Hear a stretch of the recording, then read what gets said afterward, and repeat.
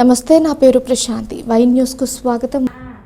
పేదింటి బిడ్డ దళిత చెల్లి క్యాన్సర్ బారిన పడి ప్రాణాంతక స్థితిలో మంచాన పడింది. కోటనందూరు మండలం అల్లిపూడి గ్రామానికి చెందిన దళిత చెల్లి లంకా రాజామణి క్యాన్సర్ వ్యాధితో మంచాన ఉంది. ఈమె శస్త్రచికిత్సకు 10 లక్షలు అవసరం. పేదింటి బిడ్డకు ఆ చికిత్స చేయించే స్తోమత ఆ కుటుంబానికి లేదు. రాజమణి అనారోగ్య స్థితిని యువనాయకుడు అంకారెడ్డి బుల్లిబాబు, మేడం యనమల దివ్య దృష్టికి తీసుకువెళ్లారు.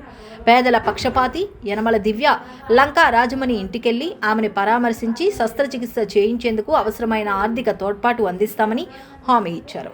ముఖ్యమంత్రి సహాయ నిధి నుంచి రాజమణికి ఎల్ఓసి మంజూరు కోసం ఫైల్స్ రెడీ చేసి తెలుగు యువత నాయకుడు అంకారెడ్డి బుల్లిబాబు, మేడం దివ్యకు అందజేశారు. ఎమ్మెల్యే సిఫార్సు మేరకు సీఎంఓ రాజామణికి 5 లక్షల ఎల్ఓసి చెక్కు జారీ చేసి ఇవాళ తేటకుంట క్యాంపు కార్యాలయంలో సీనియర్ నేత యనమల రాజేష్, అంకారెడ్డి బుల్లిబాబుతో కలిసి ఎమ్మెల్యే యనమల దివ్య, రాజామణి కుటుంబ సభ్యులకు 5 లక్షల ఎల్ఓసి చెక్కు అందజేశారు. ఈ కార్యక్రమంలో దళిత నేతలు ముప్పిడి జమీలు, నెమ్మాది సత్యనారాయణ పాల్గొన్నారు.